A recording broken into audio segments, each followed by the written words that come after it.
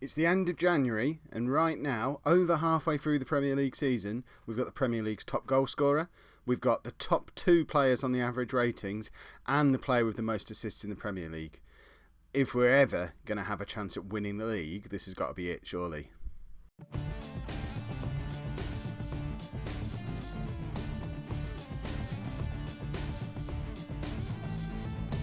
Hello and welcome to Season 13, Episode 6 of Non-League to Legend. I'm Kev, and coming up on today's episode, we've got the FA Cup 4th round tie at home to Cardiff, who we've just battered in the league, and then a Premier League game away to Spurs, which coincides with the closing of the transfer window. Transfer window has been a quiet one so far. We've just brought the one player in, and we brought him in because we got an injury to Will Leach. He's done, I can't remember what he's done, but he was out for like 4 months. Shall we see what's wrong with Will Leach? There he is, look. He's got a hip injury, so he's actually back in about a month now. But when we brought in this player, it was obviously 2 months because we brought him in right at the start of the transfer window. So the player we have signed is another Real Madrid fullback. Now, we have previous for signing fullbacks from Real Madrid. So if Francesco Guiliani, if Francesco turns out to be half as good as Lazarov, he'll be the best £2.5 million we've ever spent. Unbelievably, his crossing is actually already better than Lazarov's, and bearing in mind Lazarov has now broken his own assist record for the 3rd season in a row, it's looking quite positive. He's got great acceleration, he's quick, he's strong, he's only 22, he's played 27 times for the Italian under-21s, but never really broken into the Real Madrid team. So similar situation to Lazarov, although we paid £28 million for him rather than the £2.5 million we've spent on Guiliani. He's not actually played for us yet because he's struggling massively for match fitness because obviously he's not played for a long time. But in fact, we might even play him today against Cardiff in the FA Cup, just to give him a little go.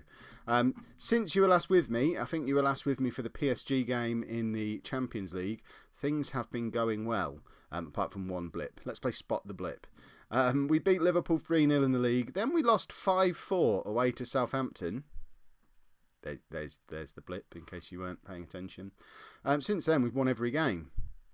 We've beaten Brighton, Swansea, Bournemouth, Brighton again in the FA Cup, Sheffield Wednesday, Cardiff. But more exciting than all of that, since that Southampton game, we've only conceded 3 goals, and we've scored, 25 goals in that time. Modou Fall is on fire, Arendt is fit again and also banging in lots of goals. Even Lacio's getting in on the act, and he's not playing very much, but he's still scoring goals. Look, even a goal from Oliveira there, he's our 5th choice striker. It's going all right. We just need to keep this run going. The league table looks glorious. We're up in 3rd place at the moment. We've got a game in hand on Newcastle and Chelsea, who are above us. Yes, we're 10 points behind Chelsea, but we've got a game in hand and we've still got to play them. So, in theory, if we won every game, it would only be a 4-point gap for us to make up, which would be doable, maybe. Our run of form isn't going to go on forever. Obviously, we're playing massively above ourselves at the moment, so we need to keep that going for the whole of the second half of the season, and we need Chelsea to slip up. So, winning the league isn't likely. A Champions League spot might be doable, though. We're only in the Champions League positions by 1 point. Obviously, we had a pretty slow start to the season, but it is looking good at the moment. And this stats area at the bottom is looking fantastic. Modou Fall, top goal scorer on 18 goals. Average ratings, Yusuf is top average rating on 8.08. Lazarov second on 8.03. And Lazarov also has the most assists. He's already got 16 assists in the league. And if we look at, his assists overall, 23 assists in all competitions so far this season, beating his previous record, which I think was 21 from last year, and the season before that he got 20. So what's that? He's assisted nearly 70 goals for us now in 2.5 seasons from right back. I like Lazarov, and I don't think we're going to be able to keep hold of him much longer unless we can establish ourselves in the Premier League. So this league form we've got going at the moment, massively important, and we need to try and keep it going when the Champions League games kick off again in a few weeks' time. So, we're playing Cardiff, who we've just battered 4-1 in the league in our last game. So we're going to rotate things a little bit, and one of those rotations I am going to bring Guiliani in. He's not match fit, but he can come in for Walker-Peters. And we might just stick Walker-Peters up onto the bench instead of Stanchu. We don't need 2 centre-backs on the bench. There's a few other little rotations in there as well, just to try and keep things a little bit fresher. So we're bringing Ben Garrett in goal for a rare start. Giuliani comes in at left-back, Zabala, and then Bosman's in at centre-back alongside him with Lazaroff at right-back, because we don't really have another one apart from Fritzsche. And he is very much first choice as our anchor man now, which he will play again today, because I just want to keep getting him experience in that position. Cool comes in midfield for probably his first start of the season, just again trying to keep Chris and Valverde fit. Josebelt, can't even remember his name. He's sort of drifted away completely from Vosebelt from first team contention. In fact, let's give him a game today. There you go. See, I'm making changes on the fly. This isn't like me at all. But he's really suffered from the fact we're only playing the 2 in midfield now, and looked quite good when he was playing earlier in the season, but just can't get in ahead of the 3 or ahead of him. So we'll give him a little run out today. And then Vaughan's playing in behind Fall and Arendt. But Kev, you're rotating the team. Why are you playing Fall and Arendt? The reason I'm doing that is because I want to try him this way round. I always play Arendt as the target, as the complete forward, and Fall as a poacher. So let's try him the other way round in the cup. We've got Lacio and Thomas on the bench, so we can bring them off as when we need to. Probably because I'm having a silly little experiment. Arendt will get injured again. But I want to see him this way around. Arendt scored bags of goals when he was playing as a poacher for us before, and he's not really had the chance to do it. So it's kind of satisfying my own curiosity to see if he is still deadly as a poacher. And then if he is, I try and figure out a way to play with 2 poachers, which is a stupid idea, but I just want to see Arendt get a hat-trick. That's all it really is. I doubt either of them will make it to the end of the game. And if we start well, it might even be half-time changes to bring Lacio and Thomas on, just to protect Fall and Arendt going into a very important league game. I know this is a stupid plan, but I just want to play. I want to have fun with them. So, eyes are on Giuliani. Also on Vosebelt to see if he can look as good in a 2-man midfield as he did as a sort of backup player in the 3-man midfield earlier in the season. He's still young, so he still has time to come good for us. But important to give him a little bit of game time to see how he gets on. When we beat Cardiff in the league last game, we were playing away and we won 4-1. So now we're back at the Alf Ramsey Arena. I kind of would have hoped to be ahead by now. I know we've rotated the team a little bit, but you know, it's not that rotated. Look who we've got up front, for goodness sake. How have we not scored a goal yet? We've had 6 shots, but none on target so far. Perhaps these 2 don't work this way round. Right, Vosebelt finds Vaughan to Fall. Fall slots it through to Arendt, and Arendt missed. I never used to say that when he was playing as a poacher for us before. That's new. Perhaps we swap him back round. Perhaps we make the changes. Perhaps I never should have played him in the first place.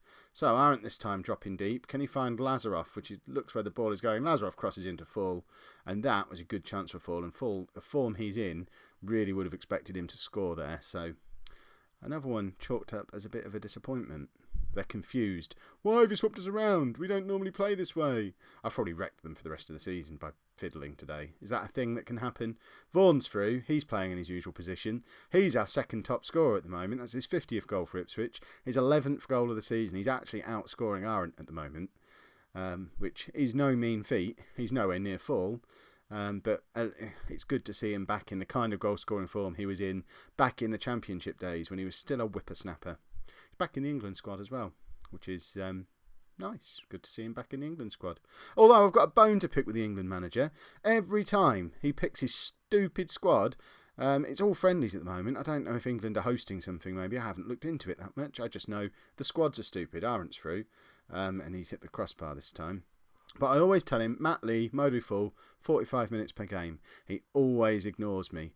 It's happened 3 squads in a row now, and I am on the verge. And when I say I'm on the verge, I think I'm pretty much decided that the next time the 2 of them are called up for a friendly, I'm just going to withdraw them from the squad as part of a protest. Now, before I do that, let me know in the comments, am I likely to upset the players? I don't want to do that. I want to upset the stupid manager who keeps ignoring my instructions. But if it's going to upset those 2, I'd rather not. But he's got to stop ignoring my instructions, especially for Fall, who, as we all know, has inherited Arendt's glass knees and doesn't need the extra game time.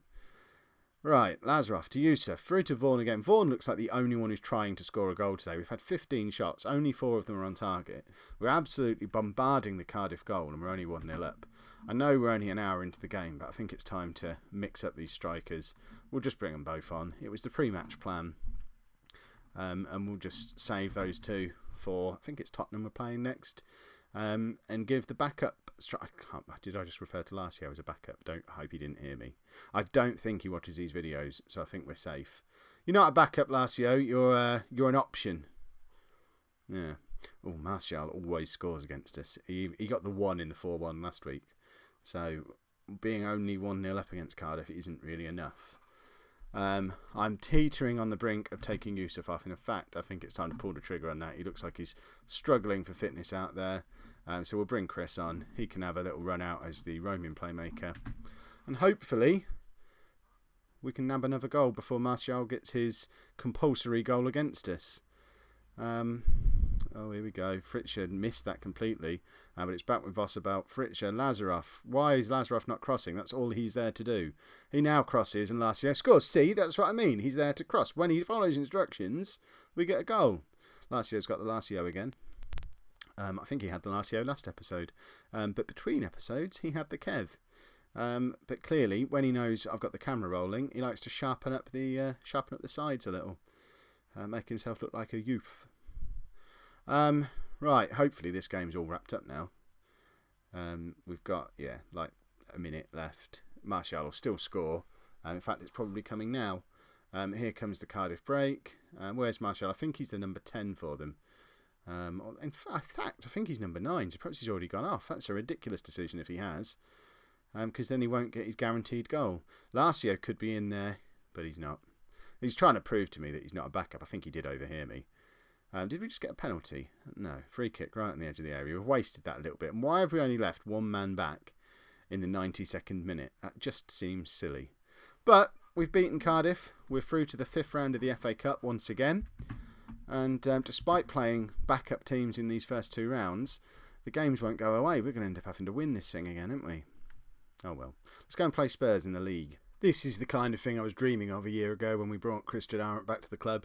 There you go. That's your January Player of the Month. Modou Fall wins Player of the Month with 6 goals in 3 games, an average rating of 8.77. Second place for the Premier League Player of the Month, Christian Arendt, 4 goals in 3 games, an average rating of 8.6. That's why we're doing so well in the league, because those two are both fit and they're both scoring a hatful of goals. Hopefully, we're going to be able to keep that running against Spurs today. We're back to pretty much our full strength side. So Lee comes back in goal. Back 4 of Walker-Peters, Dane, Zabala and Lazaroff. Fritscher sitting just in front of them. Although he does kind of need a rest. What can you do? Chris and Vosabelt in midfield. Mainly because Yusuf is quite tired. Vosabelt did okay the other day, so we'll let him carry on. And then Vaughan playing in behind Arendt and Full. Back the right way round again after the experiment against Cardiff that didn't really work. So hopefully we carry on. I mean, we've won, I don't know, what have we won? 6, 7 games on the bounce in the Premier League. The wheels are going to come off that at some point. Let's just hope it's not in the middle of a live com, but you know how these things work. I've spent the last 10 minutes telling you how good our league form is and how well we're doing. I even showed you a Manager of the Month thing. Not Manager of the Month, Player of the Month thing. So that all but guarantees that we're going to lose to Spurs today, who are down in 9th place, 15 points behind us. So, I mean, it's all pointing to a Tottenham win today. I assume the bookies take bets on this kind of stuff. I would put a £5 on a Spurs win today right now if I were you. Pause the episode and do it if you need to. Until you've seen the result, it didn't happen. So, just do it. Right, what's going on? Half an hour in, nothing much has happened yet. We've had 2 shots, neither of them on target. They've done nothing. They have got most of the ball, though. We're trying to work the ball out to Lazaroff so he can give it to Modou Fall so he can do that. Which, I mean, that's our game plan at the moment. And it seems to be working rather nicely. Modou Fall scoring against his old club. They must be massively kicking themselves. That they let him go. I mean, to be fair, we did pay £28 million for him for what was basically a reserve player for them. So they're probably not kicking themselves too hard, but part of them must be thinking, I mean, we're talking 4 or 5 managers ago now, the way Tottenham churned through him. But they must be thinking, what if we'd have just kept hold of him? I mean, why? Harry Kane's 40 years old now and still playing up front for us. We probably could have given Modou Fall a couple of games. He's just scored 2 goals against us today, after all. Imagine if he was playing for us still. Serves you right. Did I mention I've had another interview at Man City while you were away as well? Pep Guardiola lasted 4 months in the job. got fired. I got an interview again. This time they brought club legend Roberto Mancini back, who was manager of Everton. So I think Manchester City might be on my list of clubs I'm going to refuse to manage, along with Man United now, because they've shunned me too many times. I didn't bother applying for the Everton job, because quite frankly, I think we're probably a bigger club than Everton now. I mean, look, where are they? You almost have to scroll to find them on that league table. So it's getting to the point now where it's Chelsea or Arsenal, or I have to go abroad.